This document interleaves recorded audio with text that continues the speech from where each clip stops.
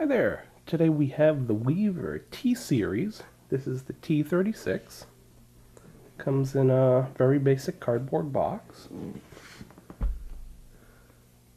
This has the fine crosshair, matte black, 36 power by 40mm objective.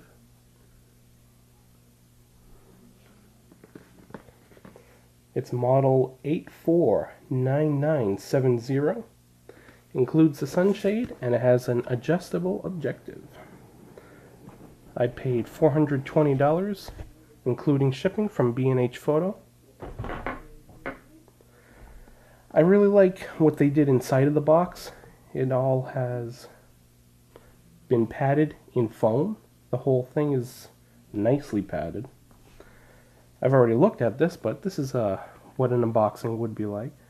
You get a very small pamphlet detailing the instructions, warranty card to be filled out, comes with a screw-in sunshade, so this is the sunshade.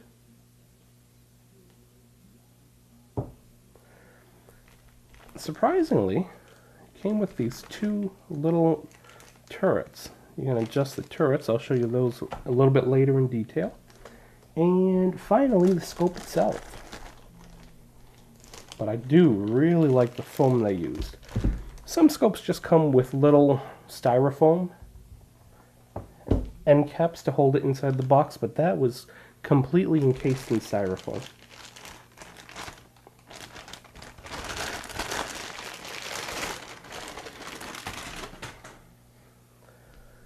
Looking at the scope itself, you have included on it two turret caps and screw-in lens covers.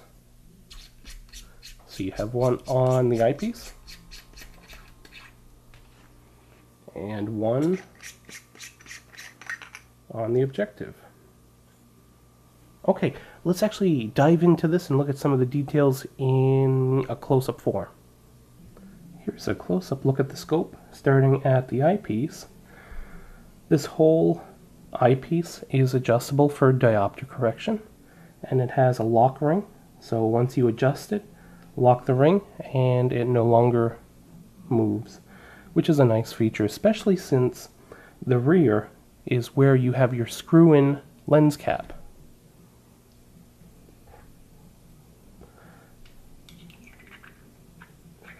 The screw-in lens cap is aluminum, and I promise you it does go in. Sometimes the threads are very fine and finicky. And you don't have to worry about screwing it in, because this is locked, so you don't have to worry about adjusting your diopter corrector. That's one of the things with the Night Force that I have, the bench rest model. When I put in the lens cap for the eyepiece, it's not lockable. And so I could be adjusting the diopter correction.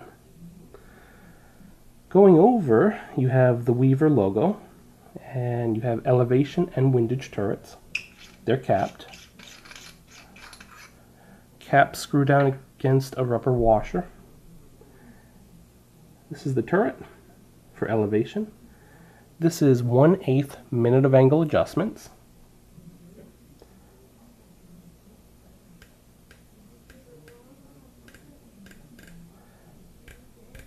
Clicks are very fine, but extremely positive. Essentially no slop at all. To be honest, these remind me of my Schmidt & Bender PM2 turrets. One of the nice things about this scope that a lot of people really like is the repeatability of these turrets. And I can see what they're talking about. Very nicely made. Looking at the turrets a little bit closer, you have different revolution indicators on the turret body itself. Right now I believe we're at maybe the 3rd revolution, and it's nice. It shows you what direction you would be changing in each direction. So up would be left, and then down would be right. So that's pretty cool. Same sort of thing with the elevation. Again, you have indications for which revolution you're on. Going this way is down, going this way is up. Pretty nice. To zero the turrets or to replace them with the other set of turrets, you just unscrew this and it's pretty easy. The scope came with a second set of turrets. One for windage, one for elevation, same sort of writing on it. The big difference with this is it's wider, it flares out in like a bell shape. And it's roughly the same height, roughly, just wider. If you decide to replace the turrets with these, just note that the turret covers will no longer fit over them. These are too wide, so these would be permanent open turrets. Looking at the underside, we have the model number 849970, 36 by 40 millimeters, made in Japan, and the serial number. Then moving down to the objective, this is pretty cool. It's an adjustable objective. You have a dot to show your indication. Right now I have it set at about, it looks like about 70 yards. The close ring is yards. The outside, the farther ring, closer to here, is meters. I can show you that there. Meters and yards. It says it can go starting at 50 feet. And then it starts picking up with yards, 20 yards, 25, 30, 40, 50, and you get the idea. All the way up to infinity. It's very smooth, stiff, but smooth. And they did a nice thing with this. You have another lock ring. So if you are, say, shooting only at 100 yards, okay, set the parallax once, lock it in with this lock ring, and now that adjustable objective is much harder to move. It's kind of locked in place. Pretty cool. Looking at the lenses, they're small, they're 40 millimeters, and sadly they reflect a lot of light back. This is what I would call old anti-reflective coatings, but it does have anti-reflective coatings. Appears to be multi anti-reflective. Take a look at the eyepiece. You can see there the multi.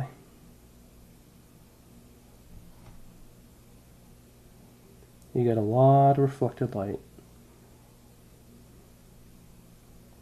And that's pretty much the features. It's a 1-inch tube. It has, again, a black finish. It's kind of in between matte and glossy. It's kind of a semi-gloss, I would call it. Smooth finish. It does come with a pretty large sunshade that screws in. You got to be careful not to cross thread these. The threads are very tiny. Okay, there we go. Okay. I showed you the lens cap for the eyepiece. It also comes with a lens cap that screws in for the objective. This works in the objective or the sunshade. Pretty nice. You know, I really like these screw-in lens caps. I kind of wish more of my scopes had them instead of the rubber caps, or worse, having to buy those Butler Creek ones. So this is nice. I really like it. Feels relatively light for the size. It's a long scope, thin but long, but relatively light. This is a close-up look at the fine crosshair reticle at a white background. The reticle does not illuminate and it doesn't change, so this is the sight picture you always get. As far as target shooting is concerned, I really like the fine crosshair reticle.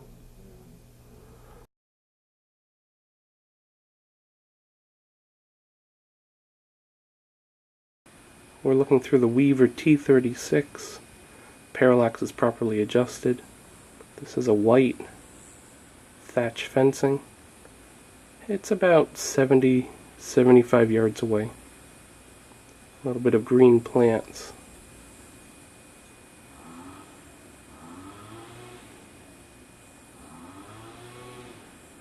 Give you a little bit of an idea of what the image looks like. Maybe you can see mirage. You know, at 36 times magnification, just the tiniest shaking really shows up, so I'm sorry that it's really wobbling around.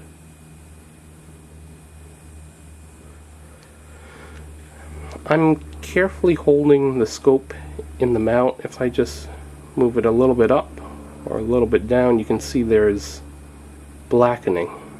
And I have eye relief properly set, but this just gives you an idea of just how critical eye placement is. I mean, I'm moving the scope just the tiniest bit. That's one of the downsides with having a 40mm objective. At 36 times magnification, the exit pupil is just very small. Here is a white fence to give you a little bit of an idea of purple fringing. There's purple fringing. It's certainly not as bad as some scopes like a Night Force bench rust, but it's there. Image is pretty flat, although to be realistic, you're not going to be moving the scope around a whole lot. This is designed just for punching holes through targets. Here you can see a little bit of a nail holding the thatch fence in to give you an idea of size. Field of view is better than the Night Force. If I go by the magnification indications on the scopes, this is a 36 times, and the field of view is comparable to the Night Force when I have it on 30 times. That is one plus for the Weaver, a bigger field of view. A big downside is just the amount of haze you get with this scope. The image is a little bit darker, but it's much hazier. I don't know if the camera is going to be picking that up, but the colors are washed out relatively. Colors just don't look quite as vibrant. Let's see, what am I looking for?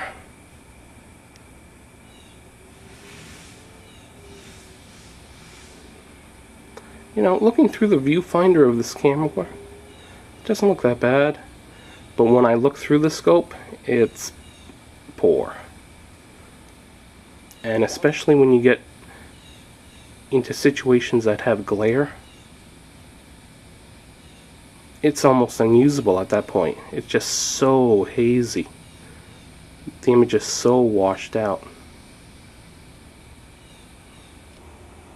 Here we're looking at a house that's about 130 yards away. A little lamp, a flagpole holder. The reticle is a very fine crosshair, which I really like for target shooting. It's a little bit thinner than the Night Force at the same magnification setting, but it is not illuminated. And so if you ever get into a case where you're trying to shoot a very dark background, it might be hard to see.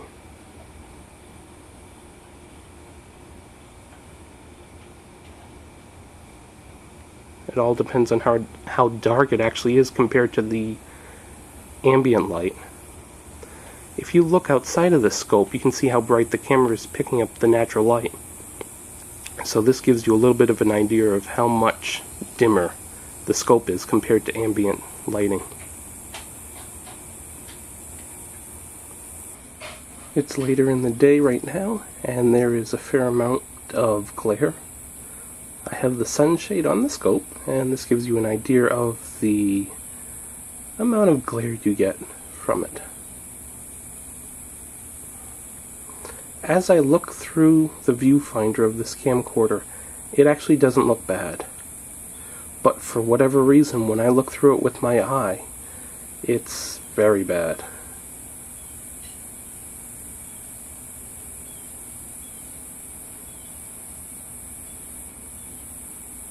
Seem to be getting some sort of reflection off the car in front of me, I think.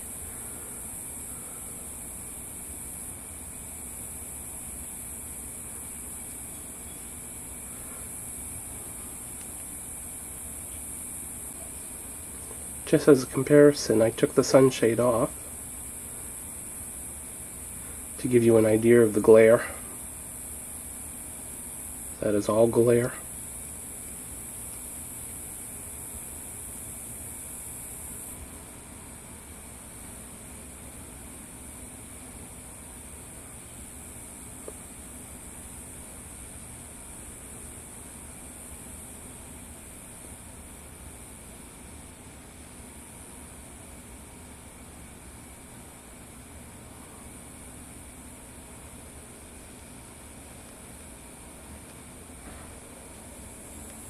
If your target was right there, you wouldn't be able to, well, it would be very hard to shoot at it.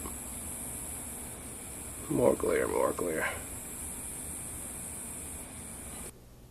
In summary, I like the features of this scope. The adjustable objective is very nice, very precise, and you can lock it down. I like that. The target turrets feel good, feel repeatable, no slop in them. I like that. The diopter corrector is lockable. The whole eyepiece moves. I like that.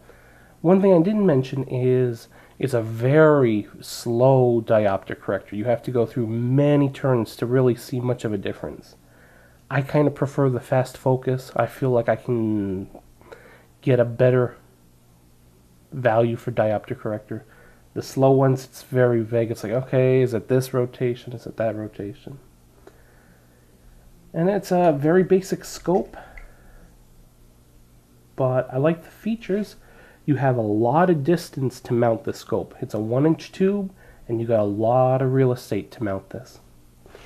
I like that it includes a sunshade, and it comes with screw-in scope cover.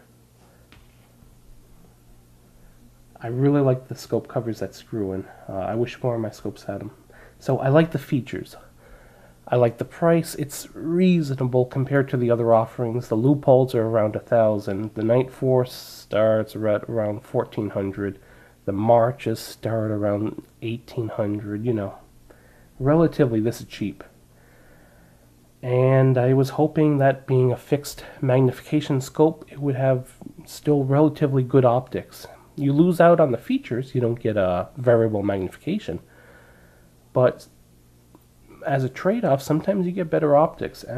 But with this one, you just can't cheat physics.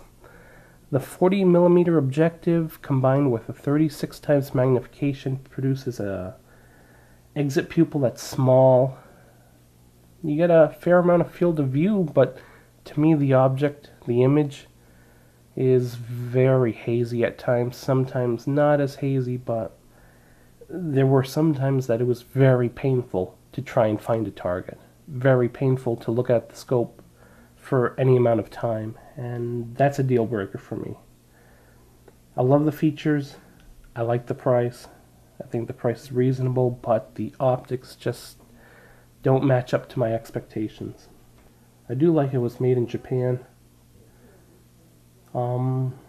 I think if you are on an extremely tight budget or you want a very relatively light scope with high magnification, you might be very pleased with it. If you have a very high budget and you want top quality glass, there are better scopes out there. I really wanted to like the scope. I like that Weaver is an American company, even though this is made in Japan, but still an American company, and I really wanted to like it. I was really hoping this would be everything I needed. But I was a little bit underwhelmed with the image quality. Just a little bit too hazy for my liking, which is a shame. I would have enjoyed having an actual Weaver scope. Thank you for watching. If you do have any questions about this scope that I might be able to answer, feel free to leave me a comment, and I'll do my best to get back to you. Have a wonderful day, guys. Bye.